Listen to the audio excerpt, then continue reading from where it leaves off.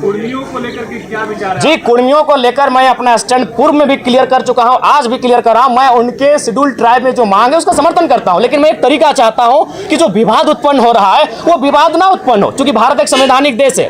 भारत के संविधान आर्टिकल 48 के ए में वन्य जीवों की सुरक्षा की बात करता है। तो कुर्मी कौम इस राज्य की सबसे बड़ी एकल आबादी है, सबसे बड़ी एकल आबादी अगर इस राज्य की कोई है तो कुर्मी है। सबसे अगर शहादत की एक लंबी लिस्ट निकाली जाएगी तो आधी शहादत आपको कुर्मी कौम से दिखेगा, चाहे निर्मल महतो रहे, शक्तिनाथ महतो रहे, सुनील महतो रहे, ऐसे किस्से खत्म नहीं होंगे। तो वो कौम जिसने इस राज्य को बनाने के लिए अपना लहू तक बहाया है, वो कौम जिसकी जमीनों पे टाटा है। अरे भाई, आज आपके कोई ना कोई रिलेटिव टाटा में जॉब करते हैं तो जानिए वो जमीन कुर्मियों की है, चाहे टाटा घाटोर है, टाटा जमाडोवा है या टाटा सिजवार है। आप नहीं करते, आपके मौसा करते हैं, मामा करते हैं, फूफा करते हैं, वो जॉब कुर्मियों की जमीन पर है अगर आप टाटा में करते हैं। क्योंकि टाटा की 95% जमीनें जहां खनन का कार्य होती है वो कुर्मियों की हैं, चाहे टाटा घाटो रामगढ़ रहे या टाटा जमाडोबा धनबाद रहे या टाटा सिजवा धनबाद रहे। तो इसलिए भैया उस कौम ने जमीनों को भी दिया है, जानों को भी दिया है, और आज अगर वो संरक्षण मांग रही है तो इसमें किसी को आपत्ति नहीं होनी चाहिए। हाँ, मैं ये रास्ता चाहता हूं कि जब राज्य सरकार अनुशंसा करे केंद्र को कुर्मियों को एसटी में शामिल करने का, और जब केंद्र से वो लिस्ट वापस आए तो राज्य एक काम करे, जो लोग पूर्व में शेड्यूल में है उनको वहां रहने दिया है, और इनके लिए एक नया column farming tribe, agriculture tribe, एक नया ट्राइब का कॉलम लेकर आए और इनको संरक्षण दिया जाए। ये लड़ाई आरक्षण की नहीं है, ये लड़ाई संरक्षण की है। इसी सरकार में मंत्री है कमला लेकर, वो बोल रहे हैं कि आप लोग जो आदिवासियों के हक में सिंधमारी करने के लिए जो है एसटी में शामिल होना नहीं, इसमें हक में उनको बोलिए इतिहास को पढ़े, अपने इतिहास को पुख्ता करे।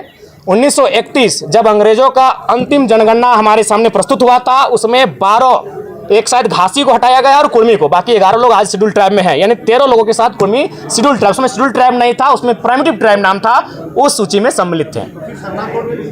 बिल्कुल, सरना कोड का हम बिल्कुल समर्थन करते हैं। एक आदिवासी कौम, चूंकि इस राज्य का निर्माण ही एक आदिवासी राज्य के रूप में हुआ है और आदिवासियों की भावना सरना धर्म कोड पे आधारित है, अतः उनका इस धर्म कोड की मांग को सरकार पुरजोर तरीके से लागू कराने के लिए पहल करे। धन्यवाद, जोहार, नमस्कार। जयराम जी, एक सवाल, आपके जो आलोचक हैं वो आपको केजरीवाल बता रहे हैं झारखंड का। अरे तो बहुत बड़ा बात है यार, केजरीवाल 10 साल सीएम रहे, तो केजरीवाल कोई कम? केजरीवाल का आप आलोचना कर सकते हैं, लेकिन उन्होंने जिस विजन को दिल्ली के माध्यम से देश को दर्शाया उसको आप नकार नहीं सकते हैं। पिछली बार तो आप ही केजरीवाल की आलोचना नहीं, केजरीवाल की आलोचना के लिए नहीं, केजरीवाल से तुलना जी नहीं, बिल्कुल हमारी तुलना कैसे हो सकती है? वो कहाँ सीएम रह चुके, हम विधायक हैं। क्या आप उनके नक्शे कदम पे चलेंगे? नहीं, हम लोग अपना रोड मैप अलग बनाएंगे। जयराम जी, तुलना इसलिए नहीं हो रही कि वो सीएम है, तुलना इसलिए हो रही है कि आप जो सुविधा की बात कर रहे थे वो भी तो कहाँ ले रहे हैं सुविधा को? बताइए कौन सा सुविधा हम ले रहे हैं? नहीं, आपने जो कहा था जयराम जी इससे पहले, हम तो आपको तो कम से कम चर्चा करना चाहते कि एक विधायक वर्षों बाद आया है। आज अभी अंदर हम सुनिए आपको बता रहे हैं, जब हम अंदर जाते हैं ना, और जितने भी कर्मचारी हैं विधायक छोड़ के, उनको क्या फील होता है मालूम है? कि मेरे घर का बच्चा विधायक बन के आया है।